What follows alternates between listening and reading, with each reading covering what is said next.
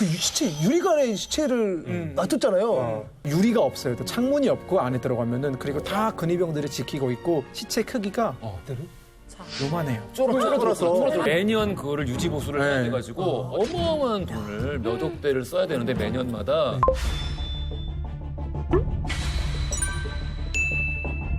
국방부는 따라 전군 특별 경계령을 1994년 7월 9일 12시 39분부로 전군에 하달하였습니다.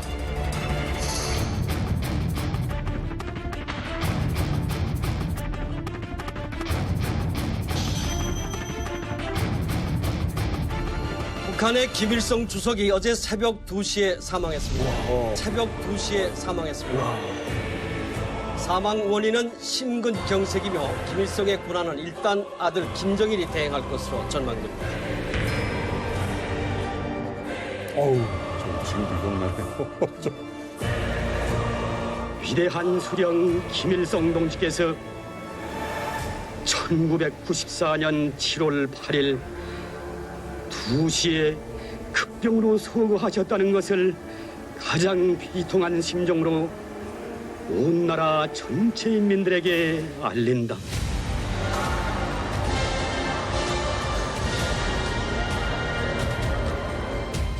아유, 우리도 저랬어. 아유, 진짜.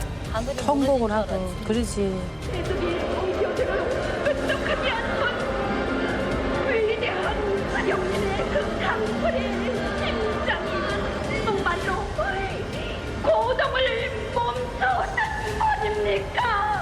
근데 두 멘트 들으면 왜 자동으로 눈물이 날라고 그래? 온 국민은 어떠한 변화가 있을지라도 추호의 동요도 없이 생업에 전념해 주기를 바랍니다. 27년 동안 아직까지 풀리지 않은 김일성 사망에 얽힌 충격적인 의혹. 1994년 7월 8일에 김일성 사망이 있었고요. 그 다음 날 7월 9일에 우리는 그 소식을 알게 됩니다. 저는 외박을 나가려고 신고를 하고 군부대 입구를 나가다가 다시 들어가. 진짜 열받았겠다. 깜놀해서 모든 장군들 원위치로 들어가고 대하고 출동하고 다 난리가 나면서 서울 전체의 이 긴장감이라는 거는요 말을 할 수가 없는 상황이 된 거예요. 맞아요, 맞아요. 모든 전 세계 언론의 관심이 북한을 향해 있었습니다. 맞아요. 1994년 7월 9일 김일성의 사망 소식을 접해들은 김영삼 대통령도 깜짝 놀라고 우리 국민들도 깜짝 놀랍니다. 실제로 오후 12시 39분에 대한민국 전군에는 비상 경계령이 내려집니다. 그리고 오후 1시 경찰에도 비상령이 떨어지고요. 30분이 지난 오후 1시 30분엔 모든 공무원에게 비상 대기령이 떨어질 만큼 숨가쁘게 돌아갔던 긴급 상황이고 지금에야 우리가 김정일에서 김정은으로 3대 세습이 됐다는 것을 우리가 경험적으로 알지만 그때는 북한이 김일성이고 김일성이 곧 북한이었던 거예요. 그렇죠. 맞아요. 그리고 김일성 주석의 죽음이 황망할 만큼 급작스러운 죽음 앞에서 적게 보면 북한 내부에서 쿠데타, 크게 보면 제2의 한국전쟁, 더 크게 보면 세계대전으로까지 비화될 수 있다는 공포심과 긴박감이 그때 우리 국민들에게 팽배했었죠. 그래요. 미국 같은 경우에는 갑자기 김일성 주석이 사망했다라는 게 제 계절학기 이제 기말고사를 보고 집에 왔는데 그게 나오는 거예요, CNN에. Korean Peninsula Crisis, 한반도 위기하고 딱 이 특집 방송이 나오는 거예요. 이거 확인할 방법이 없는 게 그 당시는 그 KBS나 MBC 같은 그 우리나라 방송은 위성 방송 수신해가지고 녹화 방송을 틀어주기 때문에 하루가 늦어요. 그래가지고 어떻게 된 일인가 이제 한국에 전화를 했죠. 지금 그 CNN 속보로 김일성이 죽었다는 얘기가 나오고 있다. 어떻게 된 거냐 했더니 첫 마디가 우리 부모님이 귀국하지 말라고. 전쟁 난다고. 그 며칠 동안은 그 술품을 전하려고 막 어느 각지에서 뭐 애도의 물결이 쏟아진다 막 이러다가 며칠 있다가 갑자기 비춘이가 싸나운 얼굴로 딱 나와가지고 남조선 캐래도 당이 하늘도 울고 남조선 캐래도 당이 하늘도 울고 땅도 울고 산천초목도는 술품을 하는 우리 인민에게 촛불을 켜누는 준전시 상태를 선포합니다. 이거 특보는 해야 돼. 난다, 진짜. 생각난다는 분이 예, 계세요? 출퇴근하는 그 장교들, 군관들은 몽땅 위장망 딱 메고 풀 딱 꺾고 다녔어요. 그때. 아니 이때 사실 한국과 북한만 군사적으로 긴장된 상태가 아니라 중국도 난리가 났었습니다. 예상치 못했던 김일성의 사망 소식을 접하고 나서 제일 먼저 걱정했던 게 북한에서 소요 사태가 일어나서 대량의 피난민이 중국으로 흘러들어오면 이거 어떻게 하지? 그렇지. 이 소식을 듣자마자 바로 중국 동북 군구에 있는 군부대들한테 빨리 북중국 경으로 가서 막아라. 못 들어오게. 못 들어오게. 그럴 수 있었겠네요. 네. 그 당시에 처음에 사망 소식을 딱 들었을 때 그때 여러분들 심정이 어땠어요? 난 그게 궁금해요. 하늘이 무너지는 줄 알았죠. 내 어깨가 무너지네. 영원한 수령이고 전 사람이 인간이 아니라고 생각했기 때문에 정말 신 같은 존재가 죽는다는 게 말이 안 됐다는. 이게 말이 안 떨어졌어. 됐다. 태양이 떨어졌어. 그리고 이 사람이 신이었죠. 죽었으니까 내일 아침에는 해도 안 뜨는 줄 알았다니까. 그럴 수 있을 것 같아. 이 김일성이 죽었다고 해서 공포했을 때 애도 기간이라 딱 정해놨단 말이야. 그러니까 애도 기간에는 밝은 옷도 일체 못 입고 항상 새까만 옷. 그랬어. 저희 지역에서는 또 제일 큰 문제가 장마당에 못 나가게 했단 말입니다. 장마당. 근데 매일매일 떼거리 하는 사람들 장마당에 나가야 국수 한 킬로, 망가루 한 킬로도 싸서 먹는데 그걸 딱 제한하니까 사람들이 뭐 어떻게 하겠습니까? 그래 가만 장마당 나가면 아예 역적으로 하긴 찍어놨단 말이에요. 부산에는 진짜 동상이 참 많았거든요. 여러 동상이 있고 뭐 이런 데 있는데 사람들이 그냥 매일과 같이 줄지어 서서 울고 있는 거예요. 그것도 그냥 뭐 이게 아니고 무릎 꿇고 땅을 치고 막 통곡하고 울었어요, 진짜로. 그 우리 북한의 그 민족가 운명이라는 다부자기 훌륭화가 있습니다. 그 영화에서 차홍기 역을 맞다. 하는 박기주. 이른바 자기의 정치 철학이라는 것이 있어야 국민이 납득되고 또한 유지되는 것이지. 그런데 이 김일성의 사망설을 듣고 심장 막 선자리에서 돌아갔습니다. 너무 놀라서? 네, 심장. 네. 그 사람 실지. 예, 이런 서식이 방송 들으면서. 없지 않아 많았어요. 제가 살던 그 동네에서도 김일성 사망 소식 딱 라디오에서 듣고 비누거프가 또 후루룩 하다 퍽 쓰러진 걸 우리가 직접 봤고 또 김일성 그 수령님이 없는 인생은 나도 필요 없다 이렇게 말하면서 막 자해하는 사람도 있고 자살한 사람도 양재물을 먹는 사람 봤어요. 양재물을 먹었는데 죽지도 않으면서 괜히 어르신들이. 식도가 다 녹아갖고 진짜 이거 거짓말이야. 저희 지역에서는 또 이렇게 사람이 죽었단 말입니다. 근데 김일성이 이거 애도 기간에 죽었단 말입니다. 근데 묻지 말라 해설이. 수련님도 아주 이렇게 장례, 그러니까 연구가 안 나간데 감히 누가 먼저 장례하니까. 아, 땅에 묻지 말라고? 초복에 있잖아. 그게 7월달에 초복이 딱 지났단 말이에요. 냄새나. 야, 시체를 결국 밖에다 그 뒤에 있잖아 놓고서 쏘겠습니다. 세상에. 내 진짜 이 장례 소리가 아니, 그렇게 생각나. 내가 이게 궁금했었어요. 네. 같은 시기에 장례에 있는 사람이 궁금했는데 지금 처음 얘기를 네, 못 나갑니다. 이야. 수련님 연구 나 못 간데 누가 감히 아버지가 안 돼 자식이 먼저 못. 특히나 더 힘들었던 건 저는 갈 때 빈손으로 가면 절대 안 돼요. 꽃다발을 들고 가는데 꼭 생화였어. 맞아. 근데 생화가 어디 그렇게 많아요. 그래서 저는 막 그 두만강가에 가보면 벼랑이 이렇게 있는데 그 벼랑 사이에 핀 꽃을 꺾겠다고 11살이었거든요. 그때 그 올라가서 벼랑을? 꽃을 꺾어 가지고 왔어요. 근데 남자애들은 어쩐지 아세요? 그 두만강 보면은 중국 쪽엔 꽃이 정말 많은 거예요. 그래서 애들이 막 헤엄쳐 가가지고 중국 쪽에서 꽃 꺾어 가지고 와요. 근데 경비대들이 보고 막 야 서서 하는데 꽃 꺾으러 갑니다 이러면 그냥 말 안 하고 꽃 한 손에 꺾고 그리고 헤엄쳐 오는 거야. 우리 반 애들이 그랬어요, 언니. 그 한 달 정도 애도 기간이 길다 보니까 꽃이랑 꽃은 다 꺾고 나니까 그 꽃방에서 조합꽃도 파는데 이거는 충성심 부족한 거라. 너 충성심이 꽃다가 진짜 되냐? 그러니까 무조건 생화해야 되니까 심지어는 그 밭에 가가지고 콩꽃을 꺾어가지고 콩꽃이요? 꽃을. 콩꽃까지 가져다가 민들레 꽃도 언니 너랑 민들레 꽃 요만한 거. 야, 저는 이렇게 꽃을 꺾어야 되는데 다 천대는 다 꺾었으니까 애를 100일도 못된 나를 눕혀놓고 빈방에다 눕혀놓고 저를 꺾고 굴러 산에 가서 서너 시간씩 하면서 하나는 꺾으다 뽑아놓고 며칠 쓰고 하니까 애기 울었어요. 그러니까 입이 다 말라가지고 이렇게 다 말라요. 너무 울었어요. 너무 울어서. 아이고. 이렇게 꺾고 굴러 다녔습니다. 이때. 제가 뭐 선전대 작가였는데 북한의 모든 선전대 작가들은 장례식 할 때 군단에서 할 군단장 연설문을 써줬어요. 추도문을. 근데 이게 11장 하는 줄 알고 막 썼는데 안 해. 한 달에 만에 하나? 또 안 해. 계속 이어져. 1년. 1년? 야, 이거 뭐야 하는데 3년까지 가요. 3년? 3년장이요? 근데 이렇게 되다 보면 사람들이 우는 기능이 없어져요. 그렇지. 없어져요. 그래서 우리 부대에 한 3개월 지난 후에 그 다큐멘터리 찍는 데서 조선기록영화 촬영소에서 일하는 장면을 찍을 때 자, 수련께서 소거하셨다.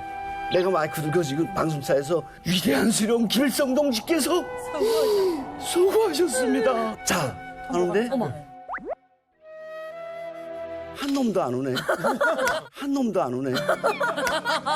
몇 번을 하는데 안 울어. 1시간 정도까지 하는데 안 울어. 어떻게 해요, 이럴 때? 그러니까 정치위원이 마이크 달라! 그래서 마이크 줬어요. 정치위원은 별이에요. 스타.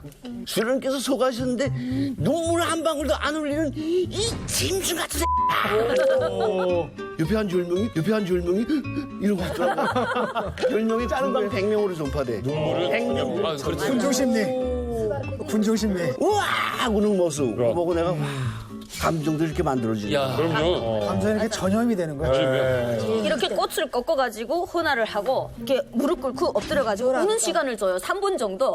그러면 한 일주일 정도는 그래도 자동으로 눈물이 나요. 막 그 곡이 울리고 하게 되면 그런데 일주일 지나니까 점점 눈물이 마르는지 소리는 내는데 눈물이 안 나요. 근데 이게 눈물이 안 나니까 속상한 거야. 이게 충성심보다는 공포심이 그다음에는 발동하는 거예요. 누군가가 내가 눈물이 안 나는 거 보고 충성심 부족한 걸 잡혀갈 것 같으니까 그다음에는 침을 바르면서 한참 비벼서 눈이 빨갛게 보이게 돼야만이 난 정말 충성심을 제대로 발휘한 것 같은 거예요. 저는 이게 우리나라만 그런 줄 알았어요. 나는. 그러니까 이게 장례식장에 가면은 이런 문화가 없지 않아 아직도 있어요. 옛날엔 더 심했고 슬픔을 좀 증명을 바라는. 그럼. 야, 저 집 며느리는 충분히 안 우네. 맞아. 라고 이야기를 하는 그렇지. 식의 그런 이야기들도 많고 문화도 그렇지. 많고 그랬었는데 이게 이렇게 국가적인 규모로 벌어지는 광경을 보니까 이거 되게 소름 끼치네요.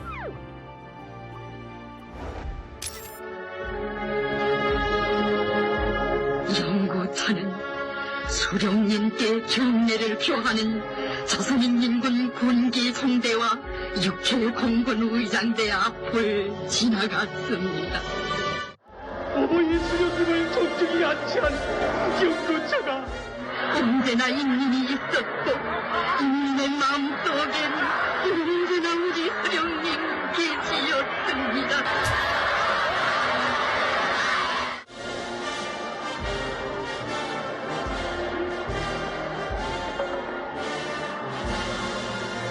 유학생들끼리 논쟁에 붙었어. 저게 진짜냐 강요된 거냐. 그러니까 난 그게 제일 궁금해 사실. 저거는 진짜야. 진짜지. 저건 연출이 진짜야. 아니에요. 진짜 오는 거라고. 네, 저거는 진짜 연결식 200% 진심이에요. 그때 간첩도 울었어. 맞아. 간첩도 동화가 됐어. 어.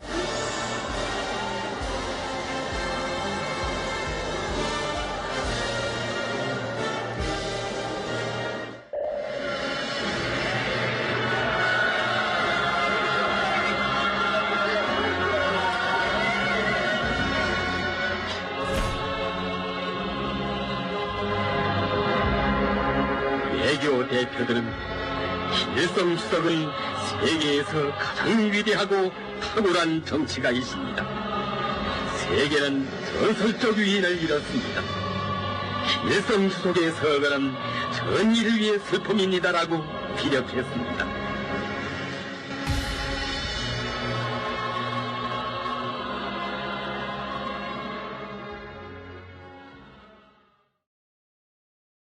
아니 사실 뭐 이 다큐멘터리는 좀 이해를 하겠는데 그 시체 유리관에 시체를 놔뒀잖아요. 근데 그거 아직도 그렇게 유리관 아직도 있어요. 원래 제일 먼저 시작된 게 레닌. 그렇죠. 원래 레닌 장례를 하려고 했는데 전국에서 인민들이 그 요청을 해가지고 거기에 따라가지고 그걸 갖다가 보존을 했고 그 뒤를 따른 게 마오쩌둥이다. 김일성 같은 경우에는 죽자마자 이제 방부 처리를 해가지고 썩지 않도록 방부 처리를 하고 그 시체가 안치된 게 원래 금수산 기념궁전이라고 하는 것에 안치가 됐고 나중에 김정일도 죽어서 이제 그 옆에 똑같이 안치를 하고 그리고 그 이름을 금수산 태양궁전으로 바꿨죠. 저는 실제 두 번이나 가서 봤었는데 들어갈 때 원칙이 있어요. 뛰거나 이러면 그 사람은 무조건 큰일 나거든요. 천천히 걸어서 들어가서 그 유리관 앞을 이렇게 삥 돌아서 보는 게 있는데 분위기가 진짜 이게 장엄해요. 안에 들어가면은 노래 나와? 노래도 있고 냄새는 없어요. 근데 유리가 없어요. 또 창문이 없고 안에 들어가면은 그리고 다 근위병들이 지키고 있고 시체 크기가 요만해요. 쫄아서. 요만해요. 아니, 제가 그 미이라 처리에 대해서 관심이 많아가지고 예전에 알아봤었는데 이걸 엠버링 처리라고 그러거든요. 맞아요. 엄청 비싸요. 진짜 비싸요. 유지비가 비싸요. 아니 그 약품만 하는 게 아닌가? 매년 그거를 유지 보수를 해야 돼가지고 어마어마한 돈을 몇 억대를 써야 되는데 매년마다. 근데 김일성 같은 경우는 죽을 때 이제 뭐 유언이 동지들하고 자기 묻어달라. 빨치산 활동할 때. 그거였는데 이제 김정일이 그거 그냥 무시하고 저렇게 미이라로 아버지를 만든 거거든요. 그런데 이제 그 옆에 김정일 자기가 스스로 미이라 될 때는 나는 꼭 나 미이라 만들어줘. 그렇게 해서 둘이 같이 된 거라서. 아니 이렇게 지금 그 매년 유지 보수비가 엄청나게 드는데 이거를 북한 주민들이 알고 있어요? 모르죠. 그래서 제가 알 두 번째로 갔을 때 사실을 알고 갔었거든요. 군수산 기념운동 짓는데 비용이 8억 달러나 들었고 이 유지하는 데가 정말 많은 돈을 쓴다는 걸 알고 갔었기 때문에 그거 보는 순간 화가 나더라고요. 이거 하나 하겠다고 지금 이렇게만 돈을 쓰고 있는데 그 정도 알고 있는 거네요? 된다고? 그럼 1조 원이에요. 8억 달러는 그 군수산 기념운동을 재건축하는 데 든 비용. 전반적으로 다 원래 해야 의사당이었잖아요. 그리고 저기 그 미이라로 넣으면서 김정일이 한 얘기가 있어요. 우리 위대한 수령님은 서거하신 것이 아니다. 우리 인민의 마음속에 영원히 살아계신다. 영생하신다. 그래서 그치. 그 충성심의 일환으로 일부 인민들이 그 제사를 지냈어요. 김일성의 서거 그 절대로 제사를 하지 말라. 왜? 제사 제일 달라. 살아계신다. 진짜 제사 금지. 진짜 살아있는 것처럼 이게 원래 고인이 아니다. 중세 때 성경에 따르면 죄의 값은 사망이다. 그러니까 사망했다는 건 죄인이라는 얘기잖아요. 그래서 성자의 시신은 썩지가 않는데요. 그래서 아마도 지금 아마 유럽에 어디 교회 가면은 그 미라가 있을 거예요, 성인들. 근데 심지어 썩는 냄새가 아니라 향기가 난다는 얘기도 있고. 그러니까 그게 종교적 코드가 이제 정치적으로 전환된 거죠, 이게. 아무튼 간에 참 기가 막힌 일이었습니다. 근데요, 이게요, 27년이 지난 아직도 의문의 이야기들이 있습니다. 사람들이 아주 큰 일을 당했을 때 또 그 일이 벌어지지 않았다라면 펼쳐졌을 어떤 여러 가지 다른 가설들을 생각을 해보게 되기 마련이잖아요.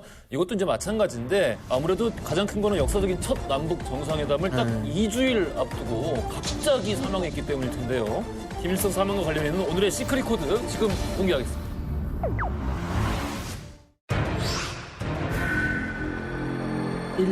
시크릿 코드 120. 자, 과연 20 계산 콜센터인데? 120. 혹시 몸무게? 그 정도 됐겠다, 그 정도. 난 1월 20일이라고 봅니다. 1월 20날. 1월 20날. 뭔 일이 김영삼 대통령하고 혹시 이날에 만나지 않겠나 하는. 반년 후에 95년 1월 20일. 혈압은 아니에요. 120은 저혈압이거든요. 저혈압이요? 정상이에요. 120에 80. 제가 고혈압이라 가지고. 자기가 기준이야. 진짜 이상한 사람이야. 자, 그래요. 과연 120은 뭘지 궁금합니다. 자, 시크릿 코드 120. 과연 무슨 의미가 있을까요? 영상으로 확인하겠습니다. 재밌다.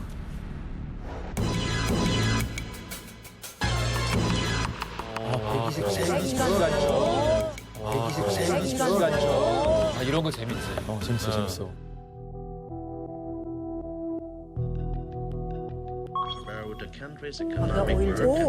진짜 웃으세요? 되게 정정하다니까. 진짜 정정한데?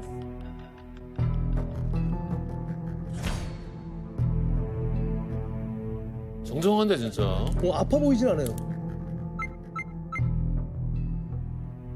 전력, 철도, 이걸 얻은 관이 인민경제 선행관이라고. 금성 문제를 마저 해결해야 되겠어. 금속을 지금 얻은 관이 우리가 구체적 대책을 세워야 된다. 이 전기하고 금속만 풀면 우리나라에서는 잘 살 수 있다, 우리가. 지금 유엔에서 뭐 제재하겠다, 뭐 하겠다 하는데 하려면 해라. 이때까지 우리는 제재 받고 살았지 제재 안 받고 산 적이 없다. 우리 못 살까 보이가. 그랬더니 제재 취소하겠다. 그래. 취소했다 좋고 안 해도 좋고 나도 마찬가지다. 못 사는 거 봐라. 우리 더 잘 살다.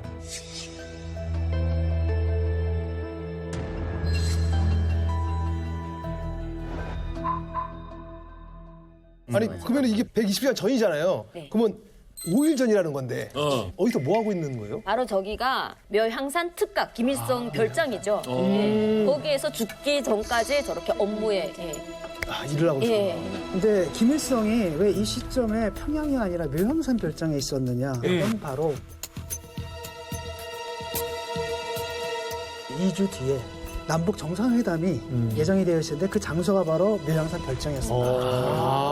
네. 이 김일성이 직접 자기가 와가지고 2주 전에 와가지고 상황을 갖다 체크를 한 겁니다. 왜냐하면 남한의 대통령이 처음에 오는 거고 그 다음에 거기서 역사적 정상회담이 열리고 그러니까 하여튼 극진한 대접을 하기 위해서인지 직접 와가지고 이거저거 다 점검도 하고 그랬다고 합니다. 특하게 그 뭐 침실, 침구라든지 아니면 뭐 화장실 청소 이런 거랑 다 알아보고 심지어는 냉장고 안에는 건천수 물이 어느 만큼 충분히 차 있는지 그런 것도 다 확인할 정도였다고 하죠. 대접해야 된다고? 네네.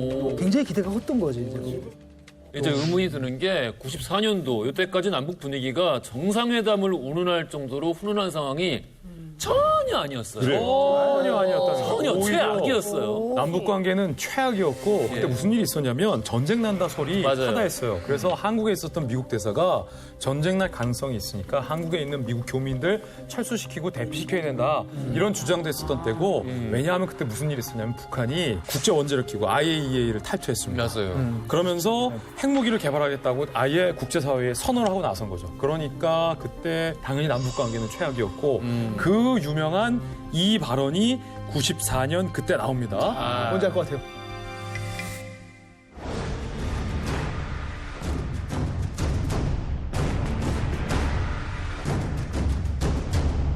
자리에서 어떻게 하느냐에 따라서 기쁨을 살려줄 수도 있고 살려줄 수도 있겠다. 한가한 얘기하고 있을 새가 없을 거야.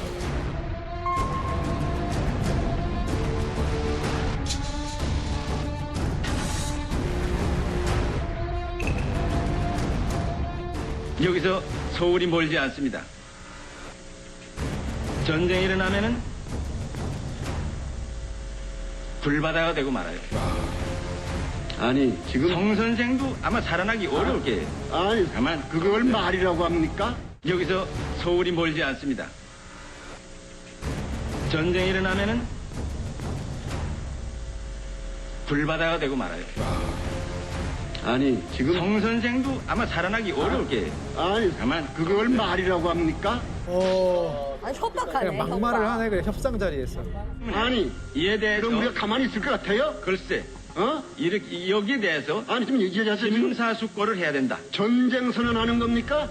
그쪽에서 전쟁 선언을 했다는 거예요. 말은 왜 듣지 않고 무슨 아니 뭘 절고 있어? 뭐 전쟁에는 전쟁으로 대응한다. 그렇죠. 회담이 끝난 뒤 양측 대표는 간단한 인사말만 나눈 뒤 헤어졌습니다. 가까운 시간에 만나게 되면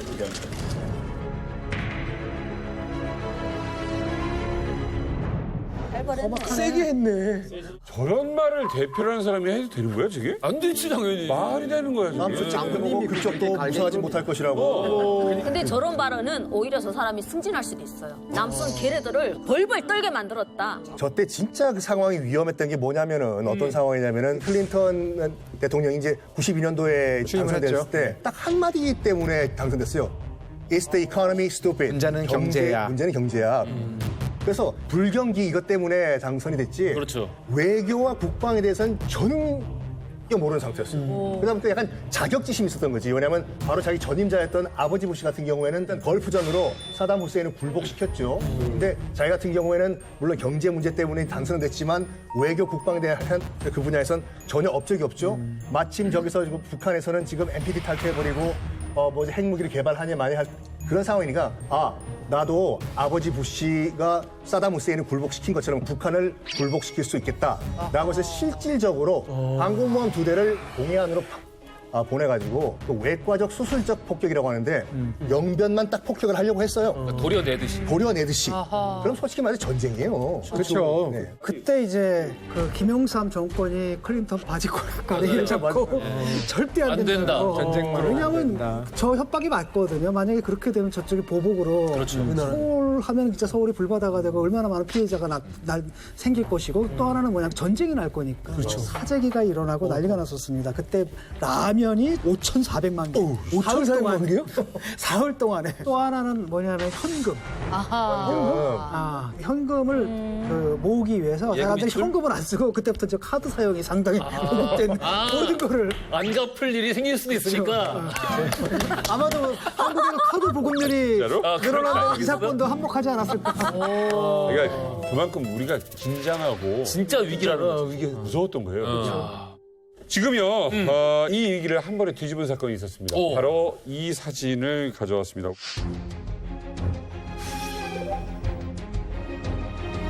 그 지금 김일성 왼쪽 옆에 앉아 있는 사람이 지미 카터 전 미국 대통령입니다. 이 사람이 이런 비핵화라든가 이런 게 관심이 많았다고 해요. 1994년에 클린턴이랑 그리고 김일성 사이의 사이가 너무 안 좋고 전쟁 한 해 만에 이런 얘기가 오고 갈 때 지미 카터가 직접 클린턴에게 전화를 걸어서 내가 한번 평양으로 가보겠다. 이 평화적인 걸로 한번 이 문제를 해결해 보겠다라고 얘기를 하고 허락을 얻은 뒤 이제 북한을 방문하게 되는 겁니다.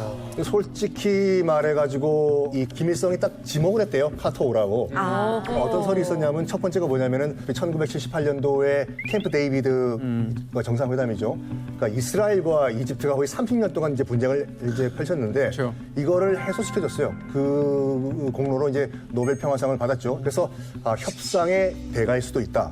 그리고 두 번째는 뭐냐면은 박정희 정권과 굉장히 그 대립각을 세웠었습니다. 그러니까 독재자가 다 싫어요. 그래서 주한미군을 철수하겠다라고 이 공식 선언을 하기까지 했거든요. 그래가지고 이만했어요. 김일성이. 내가 40년 넘게 북한을 통치하면서 10명 가까운 미국 대통령을 다 만나봤는데 그나마 말이 잘 통할 대통령은 지미 카터일 것이다. 라고 지미 카터를 좀 불러달라.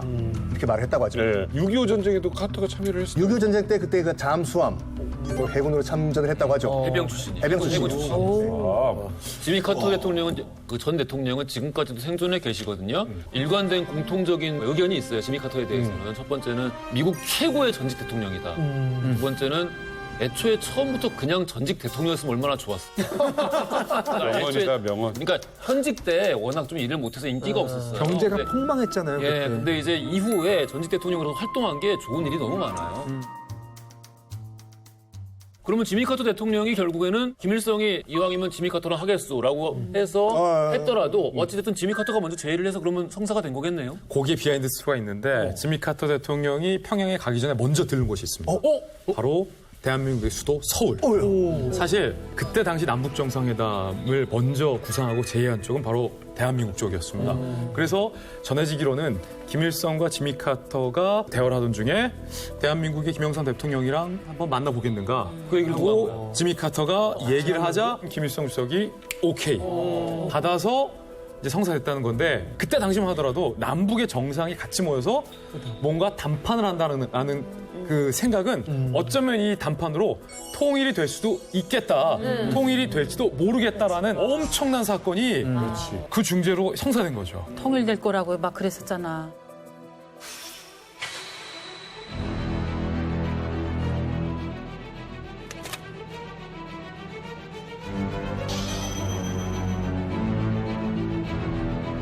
이게 믿어집니까? 이게 사망 불과 보름 전. 진짜 며칠 전에 이게.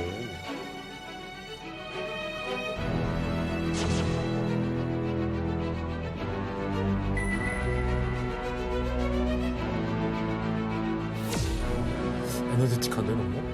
그러니까 엄청 건장해요. expressed gratitude that earlier President Kim Young-sam had offered to meet personally with him either in North or South Korea.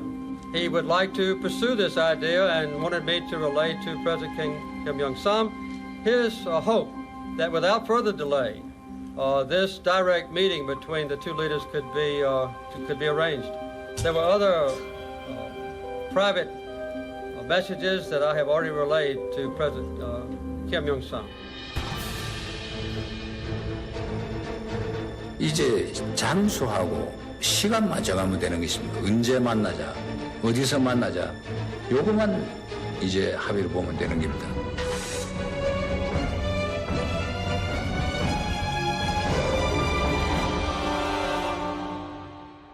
아니 김일성 지금 기는 좋아요. 딱 그 느낌 들지 않아요? 굉장히 에너제틱하고 무엇보다도 남북 관계에 있어서 지금까지 없었던 초유의 빅딜을 진행시킨 상황에서 얼마 안 가서 죽었다는 거잖아요. 오랜만에. 야, 이거 믿기지가 않네요. 진짜 이게 어떻게 보면 이게 전쟁 일어나기 일본 직전이잖아요. 그렇지. 사실 그래서 갑자기 이러다가 평화 그리고 뭐 통일 모드로 가는데 안 믿는 사람들도 좀 많았을 것 같아요. 안 믿는 사람도 많았고 안 원하는 사람도 많았죠. 왜냐하면 한국의 보수층은 항상 남북 긴장 관계가 유지돼야지 자기들 권력을 유지하는 데 좋거든요. 게다가 김영삼 대통령이 정통적인 보수 출신이 아니에요. 그렇죠. 원래는 민주화 운동을 하다가 3당 합당으로 보수당의 대통령 후보가 된 거거든요. 그래서 전통적인 보수층에서는 사실 그 부분에 대한 약간 불신감 같은 것도 있었고 그렇죠.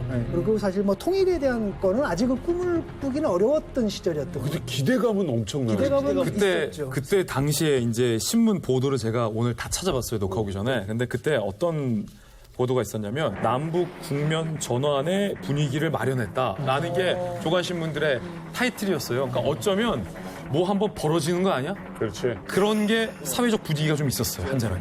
자, 그러면 북한에서도 그 내용을 알고 있었을까?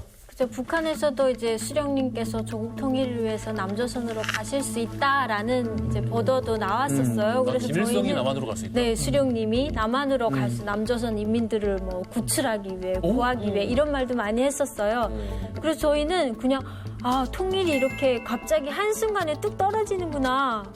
이렇게 오는구나. 이렇게 집에서 생각했어요. 저희들은 그때 그 국경경비대 군대들은 우리 올해 통일병사 된다. 국경경비대 막 그런 한우 올리며 이랬을 때 통일병사. 저희 김일성이 사망했다고 중대방송에서 온 동네 다 모이랄 때 저희들은 이 남북 정상회담 하는 줄 알았습니다. 그래서 완전 통일이 된다고처럼 온 동네 그 쬐꼬만 TV에 모두 모여서 배제 내 거지 막 어깨동막 썼어요. 됐습니다. 갑자기 김일성이 속어에 빼서 그 충격 받았던 게 기쁨이 슬픔 안 되다가 갑자기. 저 아마 북한에서 사셨던 분들이랑 다 이 방송을 보셨을 거예요.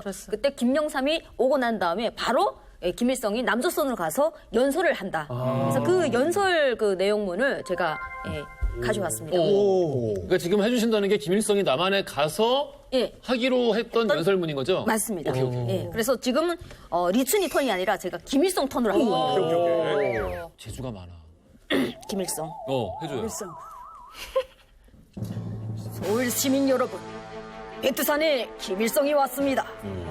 북조선은 주먹이 강하고 대신 남조선은 잘 산다고 들었는데 이 둘을 합치면 우리 민족은 무서울 것이 없습니다.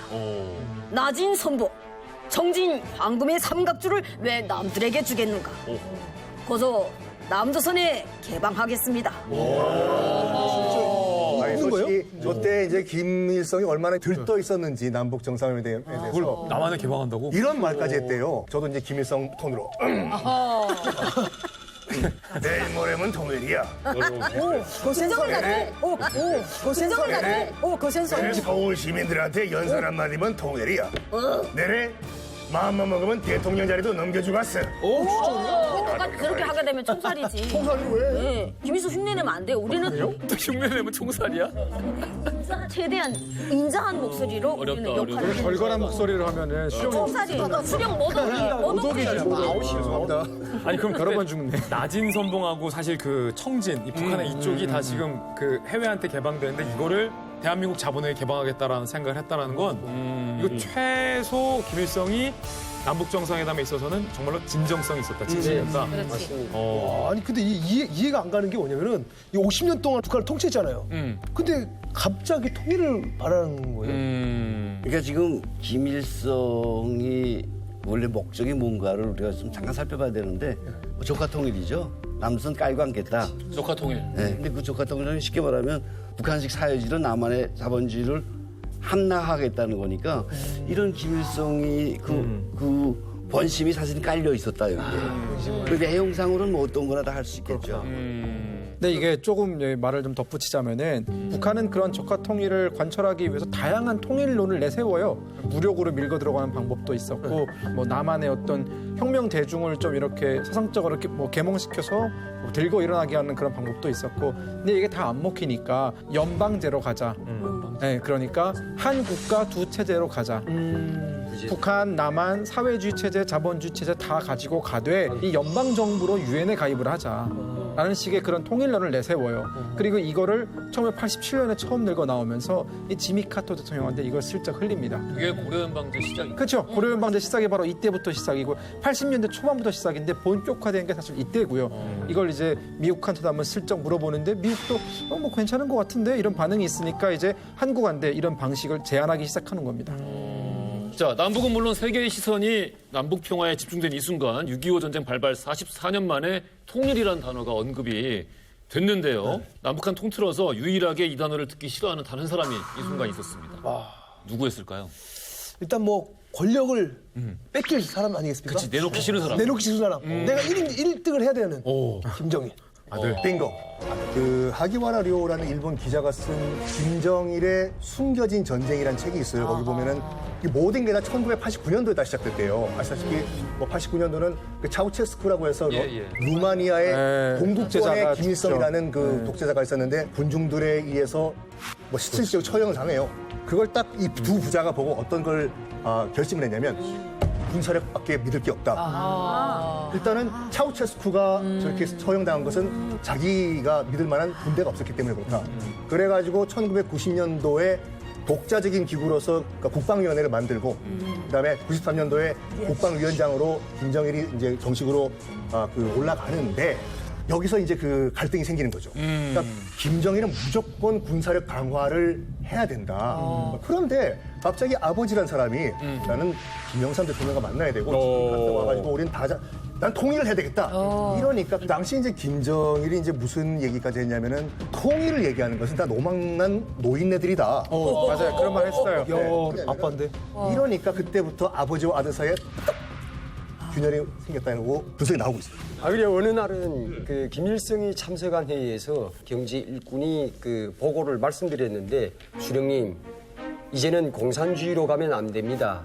경제 개혁을 해야 됩니다라고 진실한 말씀을 올렸거든요. 그런데 이때 김정일이가 그 말 듣고 화가 나서 그 일꾼을 말리는데 김일성이가 가만 잠시만 그 얘기를 들어보자라고 김정일을 타이를 적도 있었습니다 이때. 그러니까 사실은 1990년대 초반이면 어떤 상황이냐면 사회주의권이 몰락했다. 그렇죠. 맞아요. 사회주의 경제 블록이 몰락한 거고 그 여파는 당연히 이제 북한한테도 끼칠 수밖에 없는 거죠. 그런 상황 속에서 김일성 상이 현실적인 판단을 한 겁니다. 이거 이렇게 가서는 안 된다. 그렇죠. 존립 불가능하다라고 했는데 그 일화가 보여준 것은 김정일은 그냥 계속 가자. 이러면서 사실 그 다음에 고난의 행보로 이어지는 거고. 근데 사실 김일성은 북한이 잘 나갔을 때 북한의 외교를 이끌었던 주축이었어요. 맞아요. 김일성은 맞아요. 그때까지만 하더라도 나는 외교로 여태까지 어려움 다 돌파했기 때문에 외교에 대한 자신감이 있었던 건데 김정일은 권력을 이양받아서 죽을 때까지 외교로서 뭘 보여준 게 하나도 없어요. 은둔해. 그냥 은둔해서 무기 개발하고 핵 개발해서 그러네. 긴장을 고조시켜서 벼랑 끝 작전으로 국방력으로만 갔지. 그러니까 이 장면이 이미 부자지간이지만 전혀 다른 스타일이 정면 충돌했었을 때가 바로 이 시점이었던 거죠. 근데요, 이게 부자 간의 통일에 대한 이견이 생깁니다. 그리고 또 이 둘의 틈을 더 벌리게 된 사건이 발생합니다. 김영삼 대통령이 올 때 이 철도 관련 보수를 해라라고 지시를 했는데 그 때문에 또 문제가 생겼다고요. 맞습니다. 또 우리 이만갑의 연기파 투톱입니다. 썬킨 진킴. 야, 썬킨 진킴. 야. 누가 수령님인 거죠? 양보하겠습니다. 영광이십니다.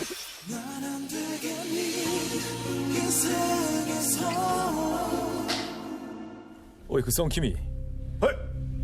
이를 왜 해? 이를 왜 해?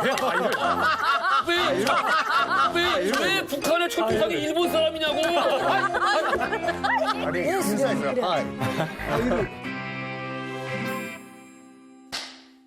어이 썬킴이. 네. 그 김영삼이가 묘양산까지 기차를 타고 오면 좋겠는데 경의선 철도 보수 작업을 그 언제까지 할 수 있겠나? 그것이 이거 어떡하나 이거. 아니 그 배짱 좋은 사람이 다 어디 갔나?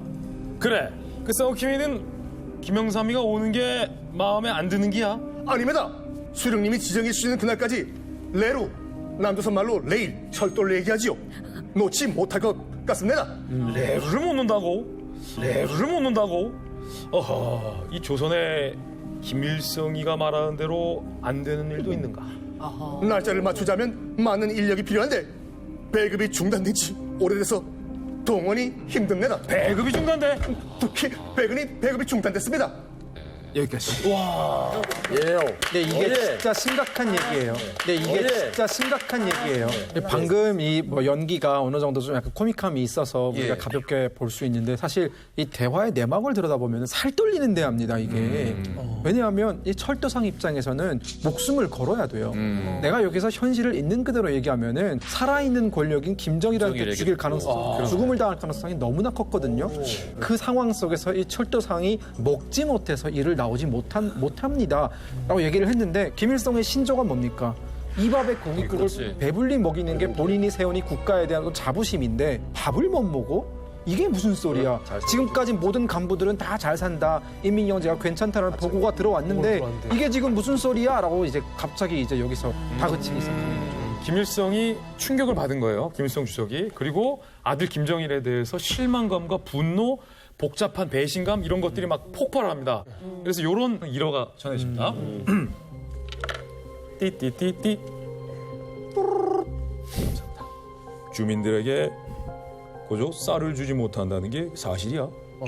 내가 인민들에게 쌀밥에 고깃국을 먹이는 게 소원이라고 했는데 쌀도 못 준다는 게야. 그런 식으로 일하겠으면 최고 사령관이고 조직비서고 싹 그만둬라. 그때 조직비서였지. 그러니까 권력을 잡았던 김정일이지만 아버지의 그런 서리빨 같은 전화가 호통이 수화기 너머로 들려왔을 때 아무리 김정일이지만 저는 벌벌 떨었을 거라고 봅니다. 이 일화가 사실이라면 그 자리에서 벌벌 떨었을 것 같아요. 1980년 6차 당대회 때 아버지로부터 후계자 지목을 받죠. 그리고 그로부터 10년 뒤에 91년 12월에 조선인민군 최고 사령관 직책까지 물려받았죠. 아버지 입장에서는 93년 4월에 국방위원장 칭호까지 주려고 북한의 소위 헌법까지 개정을 해요. 그런데 이에 대한 보답이 이 모양 이 꼴밖에 안 됐다는 거에 대해서 김일성이 대단히 실망을 했다는 게 전해집니다. 그러니까 김일성은 이렇게 통일에 대한 환상에 젖어 있었는데요. 김정일은 탐탁치가 않았어요.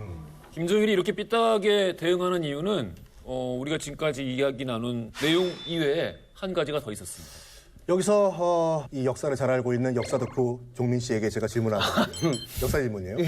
세조 수양대군은 누굴 죽였기 때문에 욕을 먹었어요? 아, 알죠. 누구? 단종.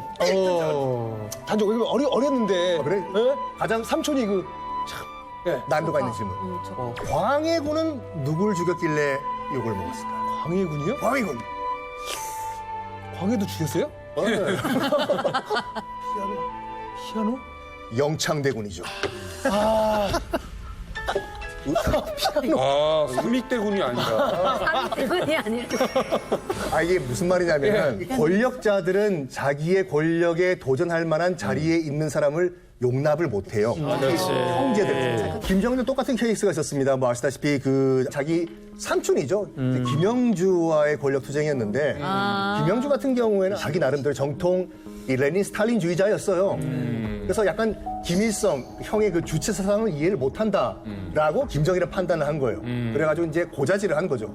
아버님, 지금 김영주 삼촌이 주체 사상을 거부한다고 들었습니다. 그래가지고 양강도에 있는 산속으로 쫓아보낸 다음에 한 15년 동안 안 불렀죠. 그리고 두 번째가 뭐냐면 그 김일성의 두 번째 부인 김성애, 김성애의 아들인 김평일도 이제 똑같이 아웃이 되는데 웬걸 요맘때 90년도 요 2, 3년 요때 다시 그들이 부활을 합니다.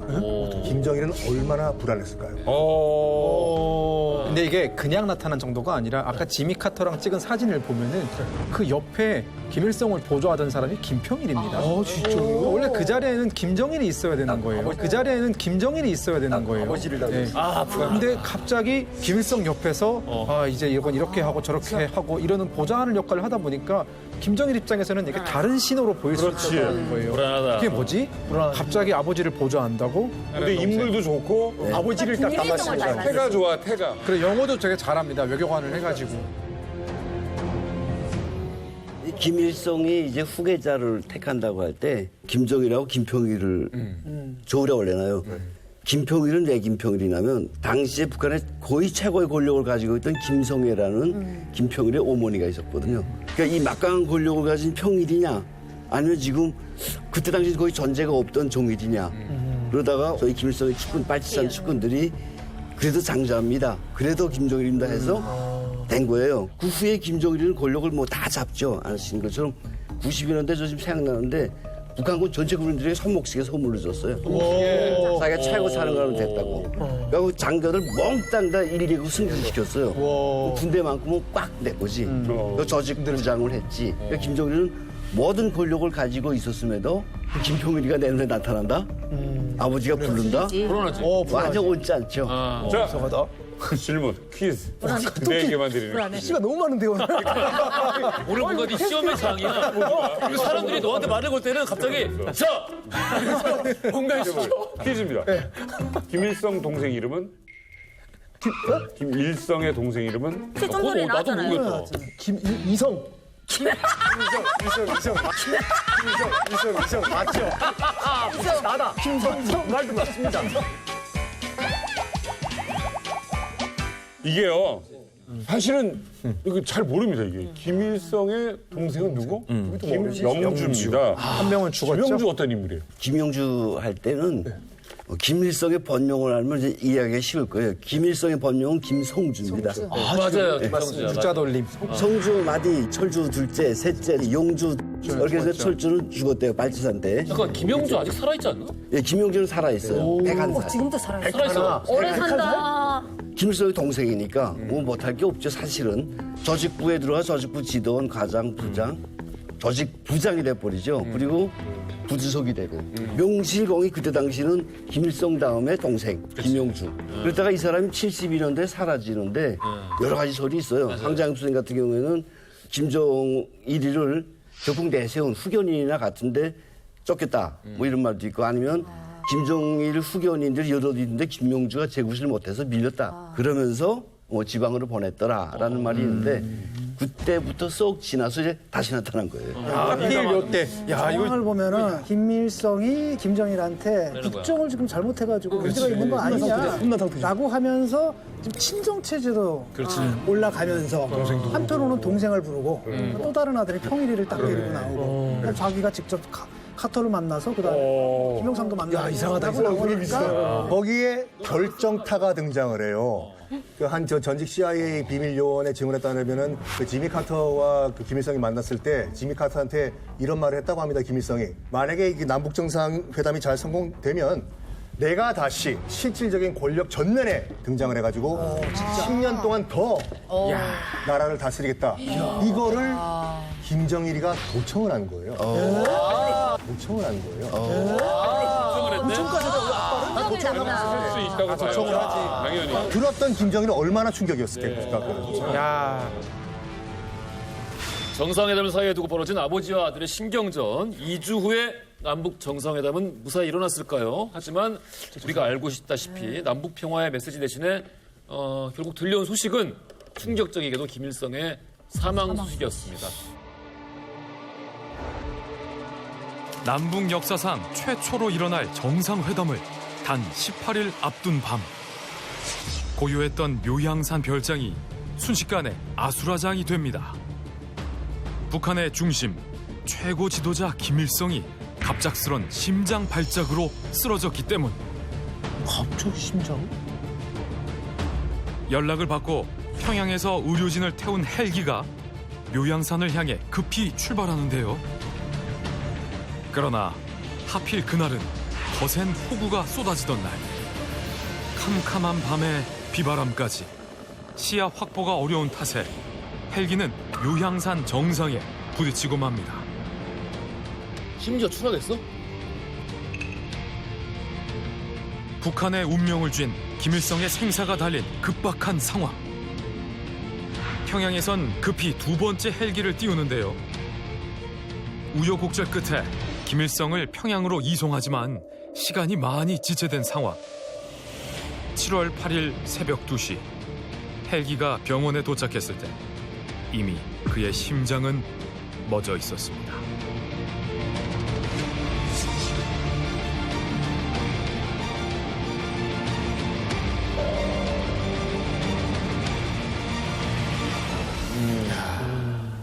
이게 뭐 바로 얼마 전까지만 해도 공식 석상의 모습을 드러내던 사람이다 보니까 이 독재자의 죽음이 굉장히 충격을 줬던 것 같아요. 아니 그 김일성의 건강에 대해서는 어느 한 방송에서도 알려준 적이 없고 이 사람이 아프다고 뉴스하는 자체도 우리도 놀랍고 이 사람이 아프다는 것을 공개하는 것도 국가 자체가 이상한 거예요. 하늘의 신인데 어떻게 아파요?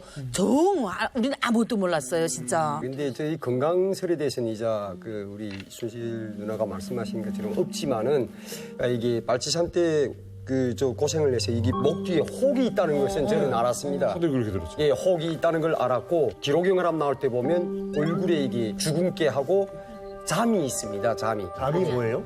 잠이가 아니고 기미. 검버섯이죠, 검버섯. 네, 검버섯. 그러니까 그 잠이 있으니까 나는 마음속으로 정말 수령님 이젠 정말 많이 늙으셨구나, 건강이 안 좋으시구나 하는 식으로 마음이. 예. 저 같은 건 진짜 막말해서 악질빨갱이잖아요. 저는 우리 집이 애국 열사 가족이고 하니까 항상 수련이 그 산속에서 진짜 짐승처럼 살면서도 제기밥 드시는 우리 장모님께서 좀 근심을 덜하겠다 이런 어처구니없는 생각 항상 가지고 살았단 말이에요. 그러니까 김일성이가 이렇게 죽었다 할 때는 병이 나서 죽었다는 건 정말 그 보도할 때는 상상이고 이제 동호삼촌 말한 거죠. 그 목이 혹이 났다는 그 길림 감옥에 잡혔을 때 간 수술인데 맞은 자리를 했단 말입니다. 수련님께서 그렇게 힘들게 사시면 죽을 고비로 수천 수백만을 겪으면서 안 죽었는데 감히 죽었단 말이 없다. 그러니까 그 다음에 생겨난 말이 김일성 죽은 다음에 생겨난 말이 바로 영생이란 말이 생겨났다. 그래 공화국반부 전 지역마다 영생탑이 씌워지고 영생이라는 소설책이 나왔습니다. 김일성이 죽은 그대로 소라한 책. 그거 보고 정말 제가 우리 동네에서 저녁에 그 모여놓고 읽어주면 온 동네 사람 통보겠습니다. 그 책 읽으면. 종교예요, 종교. 그러니까 이게 그리스 신화에 나오는 아폴론이지. 그냥 그거보다 더했습니다. 신이고 불멸이고. 그러니까 북한 주민들의 정서를 먼저 좀 살펴볼 필요가 있는데 김일성은 태양이었어요. 맞아. 그가 등장한 수령으로 등장한 때부터 죽기 전까지 누구도 김일성이 죽는다고 생각해본 적이 없을 만큼 정말 위대한 태양이었어요. 근데 죽었다? 그때 무슨 소리가 슬쩍 나왔냐면 김일성이가 정말 우리 사람들 식량 배고 못 주고 죽는다는 걸 알고 너무 화가 나서 김정일한테 욕을 해서 그냥 터졌다. 그렇게 하고 너무 화가 근데 이게 그대로 넘어가면 작가도 전멸되거든. 그렇지. 그러니까 그 이틀 사이에 말이 확 바뀌더라고. 간부들이 일을 제대로 못해서 사람들이 이렇게 굶어가고 내골을 못 주고 이 화를 수련님께서 못 참아서 심장이 터졌다. 근데 이게 2, 3일 전까지만 하더라도 영상 보셨듯이 멀쩡히 직접 회의를 주재하고 지시하고 사망한 게 7월 8일 새벽 2시인데 하루 전날 7월 7일까지 김주석이 서류에 사인을 했다는 거예요.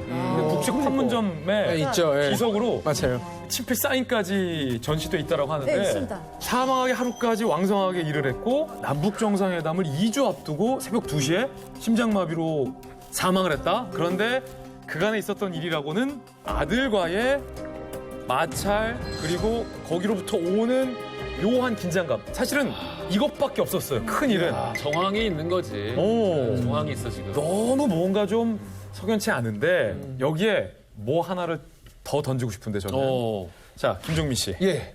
퀴즈. 퀴즈 왕이야.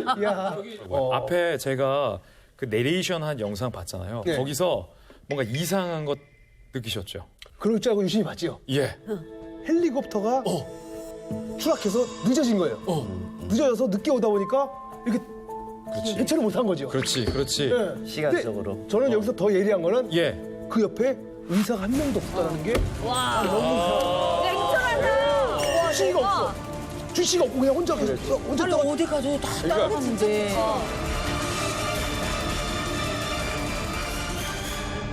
김일성이 죽은 건 그날 비가 와서 헬기가 제때 도착하지 못하기 때문에 죽었다라는 프레임에 사실은 다 걸려 있는데 애초에 평양에서 헬기가 날아오는 걸 기다릴 게 아니라 북한에 김일성도 되면 김일성이 있는 집무실에 주치의가 적어도 수십 명은 상주하고 있었어야지. 수실도 있어야 돼요. 있었어야지. 그렇지. 헬기가 늦게 와서 김일성이 죽은 게 아니에요. 심장마비로 쓰러졌을 때 그때 당시 그 옆에 의료진이 없었기 때문에 김일성은 사망한 건데 무슨 일이 있었냐면 전해지기로는 하필 그때 운명의 장난처럼 의료진들이 요즘 과로를 해서 쉬게 해야 한다는 명목으로 아이고야. 갑자기 그 김일성 옆에 의료진들이 잠시 철수하는 일이 발생합니다. 하필 그때 김일성이 심장 발작을 일으킨 거죠. 그러니까 이게 다른 거는 전부 정황인데 말씀하신 이 부분 때문에 말들이 합리적 의심을 하는 거죠. 김일성 같은 경우는 그 봉화진료소라고 평양에 있어요. 거기에 김부자들 식구들이 다 이용하는 병원이라고 알고 있는데 정말 유명한 의사들이 항시 대기를 하고 어디를 가도 항시 따라가는 걸로 알고 있거든요. 그렇지. 근데 그 자리에 없었다, 바로해서 뭐 쉬게 해줬다. 이거는 북한 사람들도 이거는 절대로 이해할 수 없는. 쉬라고 해서 쉰다고 하는 의사도 사실 문제가 많은 거죠. 저는 북한에 있을 때 이제 의사들이 그 김일성 옆에 없었다는 건 처음 들었단 말입니다. 저희들이 들은 거는 김일성이 병나서 딱 전화해서리 오라 할 때는 직승기가 내리지 못해서리. 헬기. 직승기. 직승기를 한단 말입니다. 헬기를. 그러니까 태풍이 너무 불어서 착륙을 못했다는 게란 말입니다. 그래 그 시간에 옆에 있는 의사들이 다 뭐랬나? 수련미 그 불길이 심장에 멎을 때까지 당신들은 뭘 하고 있었는가 하면서 욕 먹고 불단할까 후에 그 평양 시내 의사들이 위생복을 그 밖에 못 나올 정도로 규탄을 받았다. 사람을 싹 다 혁명화 갔어요. 아하. 그것보다 더 충격적인 스토리가 있습니다. 그러긴 어려울걸? 들어보세요. 봉화진료소 소속의 김용서 박사라고 계셨는데 평양에 있는 군의대학을 졸업했고 공부를 되게 잘해서 독일 유학을 갔습니다. 1950년대에 9년 동안 독일 유학을 마치고 이 전문 분야는 이제 순환기 내과, 심장 전문의가 된 거죠. 90년도 초반에 동독 최고 권력층의 가족의 심장병을 치료하면서 당연히 이제 북한 입장에서 봤을 때는 저렇게 훌륭한 심장 전문의를 우리가 다시 뭐 영전한다든지 그렇죠. 초대를 해야 되겠구나라고 초대를 해가지고 무려 30년 동안 김일성의 심장 주치였어요. 그러니까 누구보다도 김일성의 심장 상태를 잘 알고 있던 사람이었어요. 김일성 심장만 생각하는 사람. 그렇죠. 근데 이 김용서 박사가 김일성 사망 1년 전에 1994년도에 갑자기 해고가 된 거예요. 잘렸다고요? 잘렸어요. 누구한테요? 일단 자른 이유가 뭐냐면 이게 표면적인 이유는 뭐냐면 김일성의 진료 기록을 분실했다 이거예요. 말도 안 되는 봉화진료소 안에 보관돼 있는 그 진료 기록을 사라졌다. 누가 김용서 이건 박사는 이런 말을 했어요. 이거는 현실적으로 봉화진료소 안에 있는 다른 사람의 진료 기록도 아니라 김일성 주석의 진료 기록이 사라졌다? 이건 말이에요. 아니, 진료 기록이 사라졌다 한들 그 주치 가장 실력이 좋은 의사는 있으면 되잖아. 야, 우리가 살짝 정리를 해보자면은 첫 번째 의혹이지. 의료진이 모두 철수했다. 두 번째 의혹. 1년 전 김일성 심장 주치 해고됐다. 그렇죠. 그리고 갑자기 사망. 그럼 여기서 범인은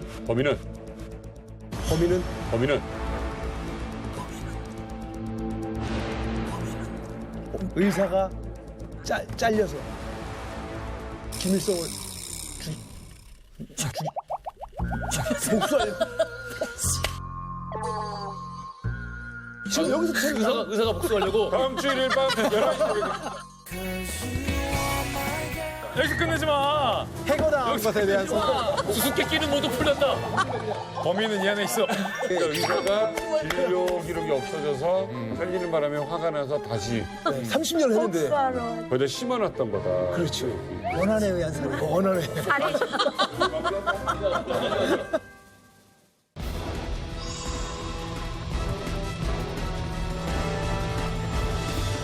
자, 보세요. 생각해 보세요. 김일성이 별장에 있는데 의료진 전원을 철수시킬 수 있는 사람. 그렇죠. 거기에 김일성의 심장만을 전문으로 하는 심혈관 주치의를 마음대로 자를 수 있는 사람. 그걸 결정할 수 있는 북한 내의 사람. 이게 가능한 사람. 김성인 대표님 누굽니까? 김성인 대표님 누굽니까? 김정일. 맞아. 단 한 사람. 그렇죠. 그렇지. 그밖에 더 있어요. 김일성이 아니겠죠. 야, 묘하네. 김일성은 이 사람을 자를 이유가 없죠. 그렇죠. 전혀 없지. 자기 목숨줄을 지냈는데. 어때요? 이런 이야기 북한에서 들으신 적 있나요? 어디 항일이 이랬다. 감히. 제가 이게 우리 창고장 생활을 할 때 창고장? 예, 그 우리 그 지휘관 세 분이 어느 날 당시 이게 밤에 술 한 잔 먹으면서 이야기를 하는 걸 들었는데 이자 같이 자 우리 수령님 돌아가신 거 제 장군님께서 주치의를 보내지 않았다 이 말이 돌았거든요. 보내지 않아서 장군님 돌아가셨단다 하는 이 귓속말 듣고 저거 가슴이 덜컹했거든요. 그다음 그 뒷말을 하는 게 뭐냐면 이 소문을 퍼뜨린 사람은 지금 이미 죽었다라고 하거든요. 그러니까 이게 더 이 말을 유포시키지 말라고 이 사람도 그렇게 말하는 걸 제가 들었습니다. 근데 지금껏 말을 못한 걸 북한에서부터 한국으로 와서 이만갑에서 이 말을 한 겁니다. 근혁 씨 평양은 어땠나요? 이 얘기가 평양에 처음으로 돌았던 제 기억에는 2008년에 김정일이 심근경색으로 쓰러졌을 때 갑자기 김일성 사건이 재소환되는 일이 있었는데 저도 이제 그때 과외를 받고 있던 상황이었는데 제 과외를 해주는 형이 김일성 종합대 학생이었거든요. 사실 김일성이 자연사가 아니라면은 자 봐봐라 금여가 모든 살인 사건에는 그 범인은 이 살인 사건으로부터 가장 큰 혜택을 받는 사람이 범인일 거야. 그러면 김일성이 자연사가 아니라면은 누가 가장 큰 혜택을 받았을까? 라고 했을 때 소름이 그냥 쭉 도는 거예요. 고발해야 되는 거 아니에요? 근데 저는 그때 아니 형 어떻게 그렇게 말할 수가 있냐? 무슨 증거 있냐라니까 내놨던 게 의료진이 다 알고 있더라고요. 의료진이 제 시간에 가지 못했다라는 거. 그 얘기를 해요? 네, 그리고 아니야? 의료진 탔던 헬기가 추락했다 그러잖아요. 이 헬기 기관에 원래 문제가 있었다. 비가 온 게 문제가 아니라 기관에 원래 문제가 있었기 때문에 이 무전 내용을 보면은 가던 도중에 기관에 문제가 있습니다. 기관에 문제가 있습니다. 이러고 추락을 했다라는 거예요. 비가 와서 못 가겠다가 아니라. 기체의 문제. 도주 고반했겠네. 모르죠. 그런 얘기를 듣는데 너무 무서웠어요. 이 지금 앞서서 말씀드린 김일성의 심장 주치를 해고한 사람일 거네요. 이 사람은 봉화지 일러서 소장 리낙빈으로 나와 있어요. 그리고 김일성이 사망한 다음에 5개월 후에 이 리낙빈이라는 사람이 심장마비로 죽어요. 심장마비로 죽어요. 리낙빈도 심장마비를 당했구나. 그렇네. 그리고 사실 김일성 심장 관련 주치의를 누가 자르겠어요? 그래. 정말 우리가 상상할 수 없는 일인데 이런 일은 지금 벌어졌잖아요. 이런 것들을 유추해보면 김정일이가 봉화지로서 소장 리낙빈을 통해서 심장 주치의를 해고하라. 그다음에 일처리 됐으니까 너도 좀 가줄래? 이런 식으로 김정은이가 작용했을 수 있겠다. 그리고 한 가지 이상한 게 있네요. 들어보니까 만약 자연사를 했다면은 봉화진리에서 소장은 그 즉시 옷을 벗었어야 됐어요. 그렇지. 모든 책임은 봉화진리 소장한테 있는 겁니다. 만약 그 모든 게 다 자연적인 일이었다면 그럼 그 사람은 혁명안을 갖거나 아니면 수령님을 살리지 못한 죄로 총살을 당했어야 마땅한 건데 살아 있었고 직을 유지하다가 5개월 뒤 심장마비를 당했다? 이거는 맞습니다. 김일성 사망 후 김정일의 이상한 의미심장한 행동들을 보입니다. 여기 계신 분들은 아마 주목하지 않은 그런 부분을 제가 찾아왔습니다. 신문 부신 남자. 신부남. 사실 이거는 김진 기자님도 이 기자는 몰랐을 거예요. 그래요? 뭔데? 뭐길래? 자, 여기 보시면 너무 작아서 안 보이실 거예요. 그래서 돋보기를 좀 가져왔거든요. 여기 보시면 보여요? 보인다. 김일성 애완경 동물원 신세. 이렇게 이제 기사가 난 거예요. 알만해. 이전 뭔가? 15마리 작년 10월 김정일이 보내. 그리고 김일성 생전에 포화 생활을 해왔던 개들. 김일성이 사망하자 김정일은 이 개를 평양의 중앙동물원으로 보내버렸다. 관람자들은 이 애완용 개들 앞에서 오래도록 발길을 떼지 못하고 난다. 그러니까 아버지한테 보내놓고서 아버지가 돌아가시니까 이 개를 그냥 동물원에다가 바로 보냈다는 어떤 이런 기사가 있습니다. 근데 이제 이런 기사가 나올 때마다 워낙에 독재자들, 특히 이제 사이코패스형 독재자들의 그 반려동물에 대한 이야기는 워낙에 이제 많이 뭐 뉴스화도 되고 정부화도 되고 많이 이제 이야기가 나오는 주제이기도 하고 히틀러의 블론디는 이제 히틀러가 자기 죽기 전에 독일명에서 죽였거든요 먼저. 자기 이후에 어떤 꼴을 당할지 몰라서. 스탈린도 있었고. 김일성도 워낙에 김정일도 마찬가지지만 김일성도 워낙에 애견가로 알려져 있었는데 김일성의 반려견을 어디로 보냈다고? 동물원? 동물원. 이거 애매하지. 왜냐면 북한인데 충분히 뭐 그냥 아버지가 키우던 개면 뭐 좋은 곳에 그렇게 보내라라고 할 수 있을 텐데 동물원은 좀 의미가 다르죠, 이건. 애완견이라면 정말 가족인데. 프랑스에서 막 수의사를 데려다가 치료할 정도로 북한 김부자들은 그렇게 아끼거든요. 근데 동물원에 보내버렸다잖아요. 저는 또 다르게 보는 게 북한 입장에서라면 이것도 충분히 김정일이 이렇게 미화할 수 있어요. 선전선동할 수 있는 게 뭐냐면 수령님의 손길이 닿은 1호 동물들이잖아요. 1호 애완견들을 네, 1호 동물. 1호 인민들에게 공개하셔서 인민들이 수령님께서 키우시던 강아지를 보게 하는 이런 은혜를 베풀어 주셨다라고 예, 이렇게 역선전을 또 할 수도 있을 것 같아요. 자, 김일성 사망 후에 3년의 애도 기간이 지난 후 김정일은 드디어 공식적인 1인자가 됩니다. 그렇죠. 자, 그런데 또 하나의 사진을 통해서 김일성 사망 미스테리 또 하나 밝혀진 게 있죠. 아, 이거 보시면 아까 뭐 이렇게 남긴다고 했잖아요. 이거는 좀 반대적인 거거든요. 사진을 보시면. 이야. 자, 전쟁인데. 이거 위성 사진인데 깨끗하게 묘양사진입니다. 묘양사진인데 이 오른쪽 사진은 별장이 있는 거고 왼쪽은 별장이 없어졌구나. 일어났구나. 감쪽같이 없어져 버린 거예요.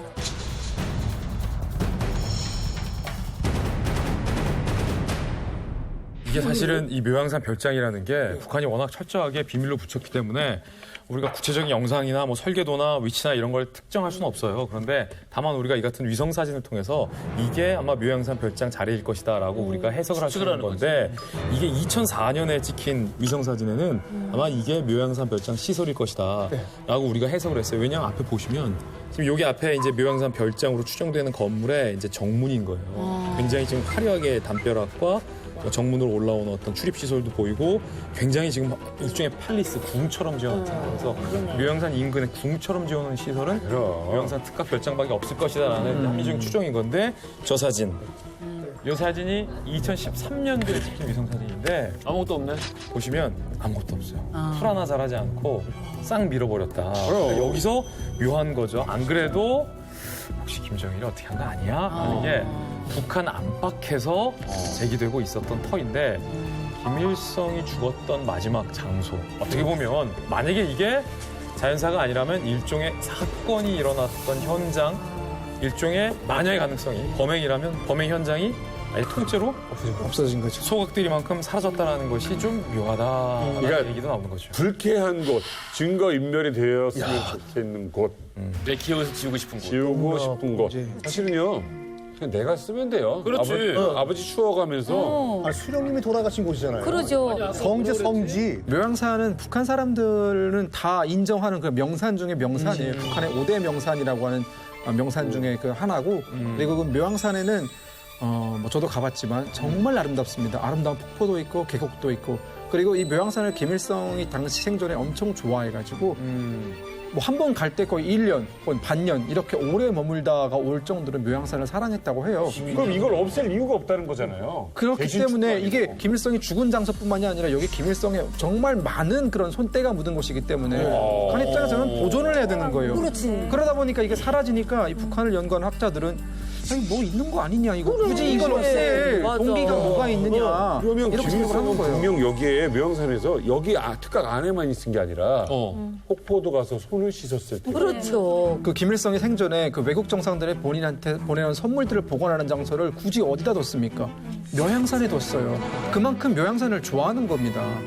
그 1912년도에 김일성이 탄생한 집 다 쓰러져가는 집도 지금 만경대 초가집도 그대로 있어요. 맞네. 그런데 이렇게 현대적이고 아주 멋있는 집을 저 사적지나 똑같은데 왜 갖다 없애겠어? 장모님께서 한번 가서 이렇게 해서 의자 이렇게 끌어잡고 앉으면 요 의자가 빨간 딱지 딱 붙어서 어버이 수령님께서 몸소 앉으셨던 자리 의자 이렇게 놓고 사적지가 되는데 저런 걸 다 갖다 폭파해버리는 거는 아주 없애버리는 거는 아니지. 제가 괴담 하나 공개를 할게요. 하지 마. 이런 거 좋아. 이런 거 좋아. 이거는 팩트예요. 좋아. 팩트예요. 괴담이라고 해놓고 팩트라고 얘기하네. 그러니까 팩트를 바탕으로 한 괴담이죠. 썬킴의 팩트예요. 썬킴 팩트. 저희 썬킴 팩트. 자, 모든 범죄자들은 범죄를 저지른 다음에 제일 먼저 하는 게 뭐냐면 증거인멸 시도예요. 그렇죠. 김일성이 사망한 이후에 우리 정부에 첩보가 하나 들어옵니다. 어떤 첩보냐면은 일단 그 묘양산 특각에 당시 김일성과 함께 있었던 기쁨조와 호위병이 전원 교체가 됩니다. 더 충격적인 게 뭐냐면 당시 특각이 근무했던 관리 책임자와 주방장은 전원 집단 자살을 했다. 하는 첩보가 우리 정부에 들어옵니다.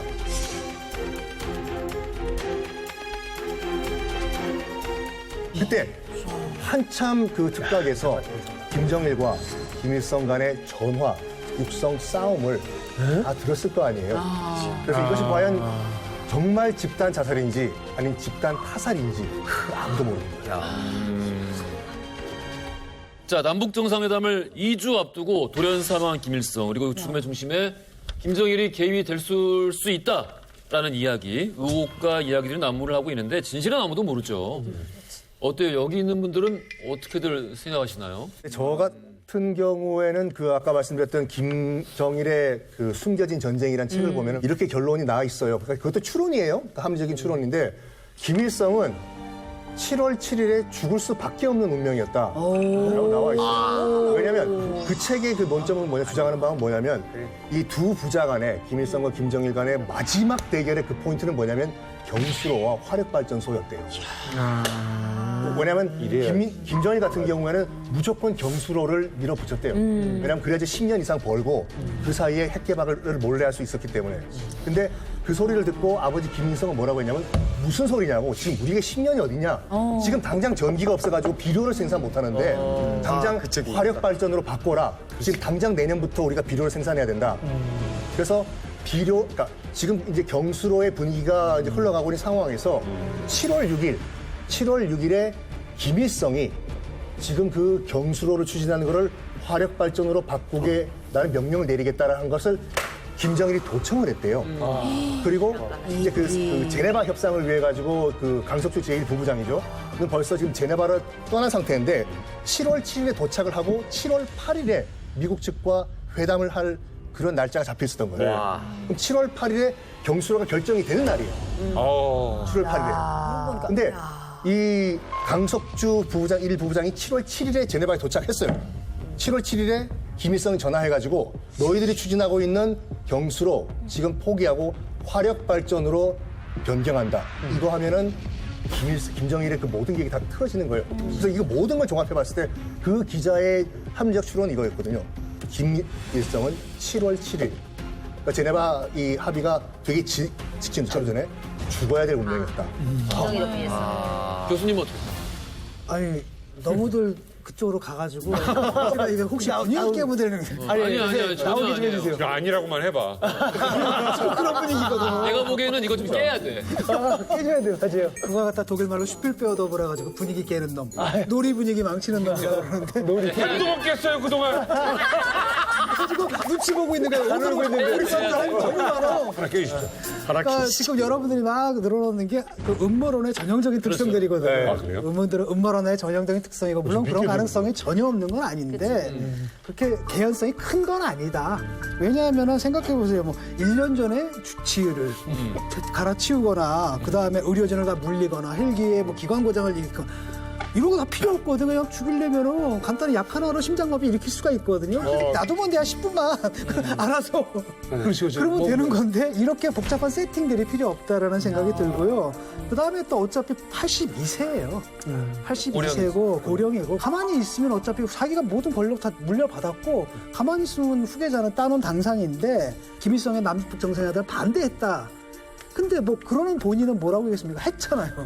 했고 심지어는 자기 선대 유언이다. 그다음에 유훈통치. 그러니까 선대 유언이라고 하면서 그 길을 계속 가겠다라고 했거든요. 그래서 그런 사람이 아버지를 죽인다. 이게 나는 북한 사람이라면 그 당시 상상도 할 수 없었던 게 김정일 하게 되면 제일 먼저 배우는 게 어린 시절부터 김일성에 대한 그 충성과 효성이 지극한 이 그 효성을 따라배야 돼. 정말 충성과 효성이 기감이라는 책까지 만들어서 나올 만큼 어린 시절 김일성이 1시간이라도 더 자기 위해서 거꾸로 돌린 시계바늘 뭐 새들이 운다고 아버지가 자는 시간이 그 저기 방해가 된다고 장대를 막 흔들고 이렇게 정말 그 수령님을 위해서라면 어린 시절부터 정말 지극했던 효성이 지극했던 사람이 이렇게 권력 앞에서는 무섭구나라는 것에 저는 치가 떨리는 거예요. 근데 무산 같은 경우는요, 중국 사람들이 엄청 많이 나오거든요. 저희 집에도 이제 중국에서 친척 아닌 사람이 친척으로 이렇게 위장해서 장사하러 나왔었어요. 근데 그 사람이 김일성 사망 당시에 물건 다 팔고 들어가야 되는데 다 차단을 해가지고 세관을, 그래서 못 들어가고 한 달간 저희 집에 있었거든요. 그래서 근데 그 사람이 그때 진짜 이게 화가 나가지고 별말 다 했어요. 그때 했던 말 중에 기억나는 게 왜 하나만 주냐, 둘 다 죽어야 진짜 그러세요. 둘 다 죽어야 이 조선이 이제 잘 먹고 잘 살 수 있는데 이런 말을 많이 했거든요. 그러고 한 달 있다가 다시 갔다가 다시 또 왔거든요. 그때 했던 얘기가 그거였어요. 이거 이상하다. 이게 분명히 아들이 한 짓이다. 막 이런 얘기를 했어요. 중국 사람이. 근데 우리는 그때 그런 얘기를 딱 들었을 때 기분 나쁘지. 와, 이런 반동 같은 그렇지. 이런 놈이 와가지고 이런 얘기를 하냐.